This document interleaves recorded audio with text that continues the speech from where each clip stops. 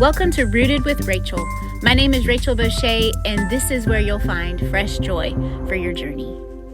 Sovereignty is not a word we use often. GotQuestions.com describes the sovereignty of God like this. The fact that God is sovereign essentially means that he has the power, wisdom, and authority to do anything he chooses within his creation. Anything he chooses is most likely not what we would choose if given the chance. His ways are not our ways, and his thoughts are not our thoughts. Sometimes in our season of silence, we miss the most glaring truth because our minds are focused on the immediate pain before us. We miss God's sovereignty in our situation because we are seeking to control the uncontrollable. Seasons of silence can cause us to be blind to the tiny messages of hope wrapped up in our suffering.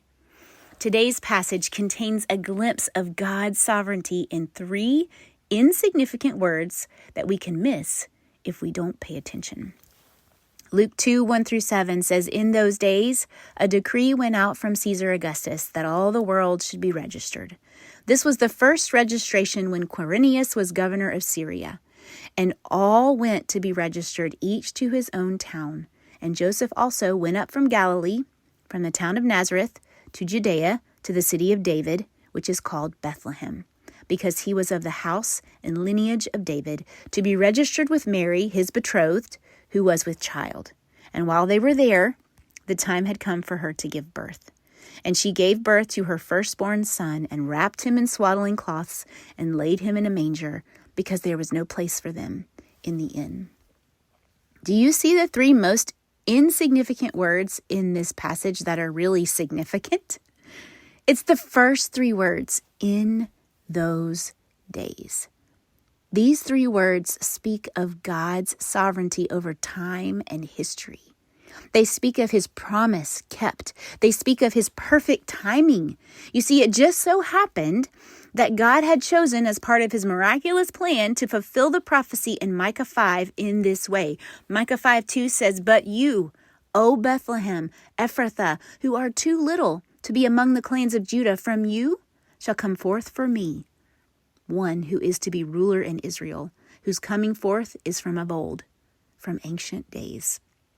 It just so happened that the census that would be the catalyst for the fulfillment of this prophecy was issued around the time of Jesus' birth. Now, this was not a convenient time for a young girl who's about to have her first child. Also, keep in mind, she has never been with a man. On top of all that, consider the fact that they had to travel by donkey on dusty, rugged paths filled with many perils, pregnant. If that wasn't enough to put someone into labor, I don't know what would do it. But God was sovereign in his timing. The baby would be born in Bethlehem. I wonder if Mary thought, this has got to be the worst timing ever. What is God up to? Why would he have all of this happen right when I'm about to give birth? Hasn't she struggled enough already with all the gossip swirling around this young girl's world, let alone the fear she felt at the anticipation of giving birth to a child? She would give birth to her first child with no help from a doctor, no midwife or soft hospital bed, or even a bed at all. She gave birth in the most unsanitary of situations. Doesn't seem ideal. Doesn't make sense in our minds.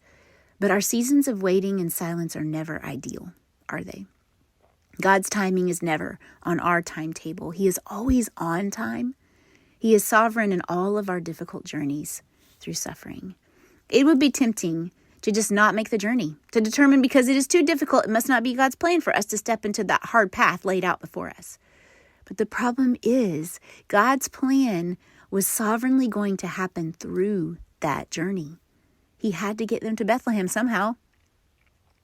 We struggle with these thoughts when faced with the tough journey mapped out before us, while we are already in a season of waiting. We wonder, really, God? Why would you pile this tough situation on top of an already difficult circumstance? Is there a shortcut? Can we just pass? But God has sovereignly ordained that path to be our journey through the pain, a journey that would lead us straight to Jesus. An expectant woman staring down the face of her due date knows this feeling all too well. The only way out is through. There is no other option. When the first cry of the God of the universe sent in human form pierced the silence, I can't imagine what must have been going through her and Joseph's minds. In our suffering, the way out is through. God sovereignly ordains the path before us that is often rugged and dusty, but it ends with us getting Jesus. Trust his plan.